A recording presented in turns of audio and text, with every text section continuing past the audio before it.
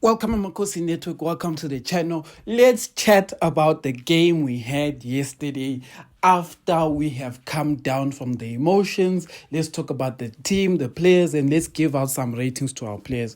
But before we get into that, please like, comment, and subscribe. The first thing I'd like to say, Bafito, and please hear me correctly.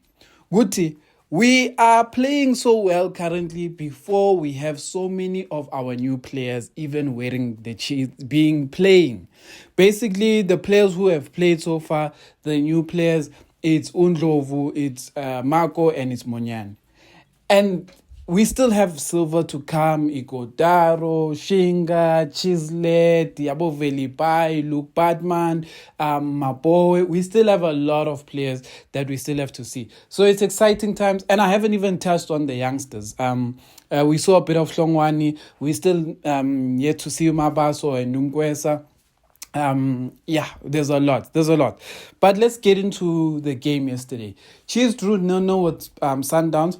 I'll repeat what I said yesterday, and I said, for me, the 0-0 draw is 2 points lost for Kaizer Chiefs. We just should have beat this team. Like, there were so many moments where we were unlocking Sundowns, but the final pass. I think it's been the story of our season.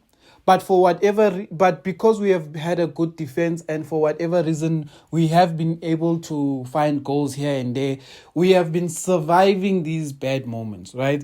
And these bad moments are not. It's not bad moments to have because you always want to have your team creating and being forceful to get like chances and stuff. You always want to find your team doing that.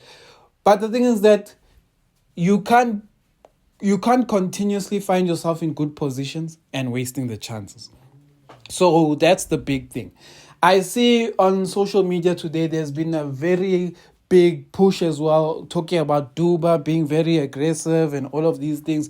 Me personally, I am not even fussed about Duba being aggressive. All I can say about Duba is that, hey, if Duba is doing something bad or they feel like he's too aggressive, let the refs give him a yellow card or whatever the case may be. But from the way the refs are judging the games, the refs are saying he's using aggression that is expected of a contact sport.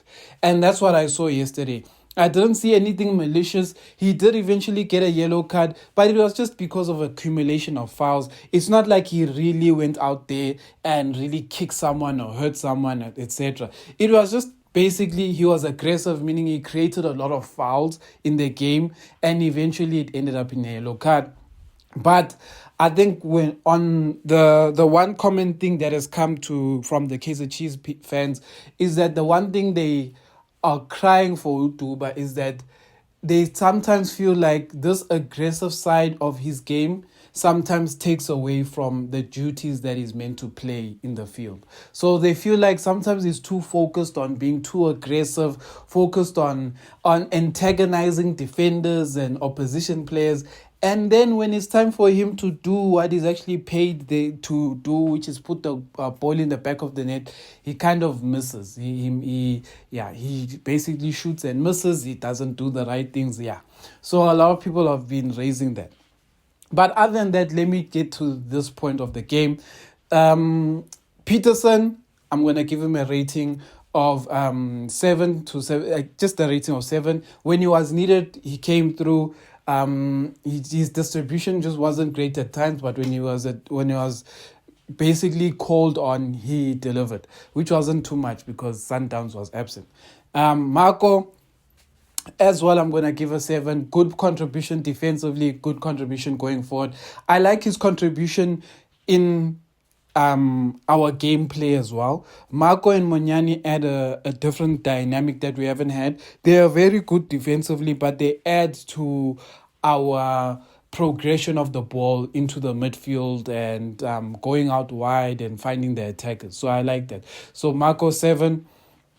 Quinica, I think you're gonna see there's gonna be a lot of sevens in this game. But yeah, Quinica, I'm going to give Kwinika a 6.5. I'm going to give Abo Miguel 6.5. And then I'm going to give Monyani a 7. The reason why I gave Miguel and Kwinika a 6.5 is not that they didn't have a good game. It's just that the mistakes that they made, we were just lucky that Sundowns was pop. So Sundowns didn't capitalize on the stray passes and not making the right pass and all of those kind of things. So Sundowns didn't capitalize on that. But in terms of the defensive work they put in a good shift to stop our Reyners. Cele, I'm also going to give a 6 to 6.5. He was there, he was operating, but sometimes you just wanted more from him in the game to affect the game a bit more. It just didn't come through. But yeah, it is what it is. Mthethwa, I'm giving a 7.5. I'd even want to give him an 8. I want to give him an 8 so badly, but I'm just going to keep it at 7.5 for one specific reason. And the reason is that there were moments where he gave the ball away under no pressure. And it's sometimes difficult to watch, but I know he's not in the game for that. What he's in the game for, he got a 7.5 for. So I'll give him an 8, but the passing was not always 100%. And yeah, sometimes, yeah. Sometimes there's a moment where you feel like he needs to be the player who makes the quick pass, but he just doesn't have the tools to do it. So he always makes the safe pass, which a lot of fans don't like, but I say rather that than him losing the ball. Like, rather give the ball to someone who can progress the ball. So there's that. Dushabalala, I am going to give a 6 to 6.5. Dushabalala's biggest flaw in his game is that the fact that he can't weight his passes. He always overhits his passes. Sometimes he underhits his passes. That's about it from Umdu. Then Ulilepo, I'm going to give a 7. Also good contribution in attack, but decision making at the end is just poor. Lilepo's the kind of player who could destroy the PSL if he wanted to, just by making the right decisions, because he's faster than most players, he jumps higher than most players, he has better shooting technique than most PSL players, he has better agility than most PSL players, his ability as a football player is better than like 95% of the players. The only thing is that his decision making sometimes is very questionable, and it drops what can be a great performance into just a good performance. And that's what we saw yesterday. Did all the things right, but the last touch, the last pass, just wasn't there, because yesterday Lilepo could have genuinely scored or assisted 2 goals at the very least. Modi just had a good showing, so 6 to 6.5. I can't really talk too much about Modi. Didn't really feel his presence too much in a lot of moments, except for defensively and also making runs. But there were moments I just want Modi to just give me one level up, and he struggles to get into that gear. A part of me is wishing Vilagazi can also learn to play on the left a bit more and learn to also defend a bit more. So sometimes he can also become a replacement for Romodi.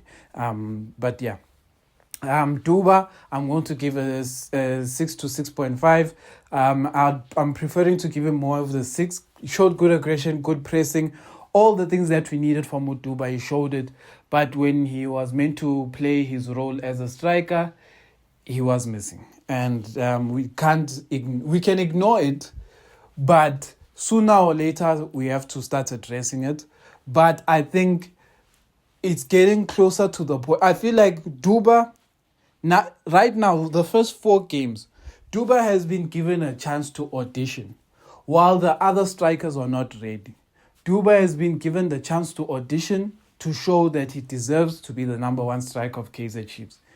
But if he continues to do what he's doing, the other players are going to get ready physically, because we know they've been having little niggles and they haven't been ready. But sooner or later, Igodaro will be ready to have his debut. Flavio Silva will be ready to have his debut. Luke Baartman will be ready to have his debut. And that is when the other players will also be auditioning. And I can say one thing. Igodaro and Flavio really need to take their auditions very serious when they get their chance, because I'm going to be honest with everyone. The day Luke Baartman gets his audition, if those guys are not proving or having some form, showing something that is good, the day Luke Baartman is cleared to play for Kaizer Chiefs, people are going to sit bench. So right now, these players need to get as much form that is going to limit Luke Baartman's minutes when he's available. Because Flavio needs to get some goals in. Igodaro needs to get some goals in, to a point where Abu Nabi and them are saying we can't just leave these guys off the starting lineup. They have to play because they're scoring. Because if these guys are missing before Luke Baartman comes in, Luke Baartman is going to take the striking position. And I'm saying this for people to understand one thing. Luke Baartman is the kind of striker that does not need you to create tap-ins for him. He can make a plan with half chances. I've watched this boy play with the struggling Cape Town Spurs and make chances out of nothing. I've watched him many times. The boy has a solid first touch. The boy has solid movements. The boy finds balls that aren't even meant for him, and he puts them in the back of the net, or the very least has a good shot at goal. So I just wanted to make everyone aware of that. But yeah, it was a good performance. I'm not going to talk about the substitutions, even though Serino and them came in and they did their thing, but I'm not going to talk about the subs. But that is it for today. Amakhosi, good 10 points, 4 clean sheets.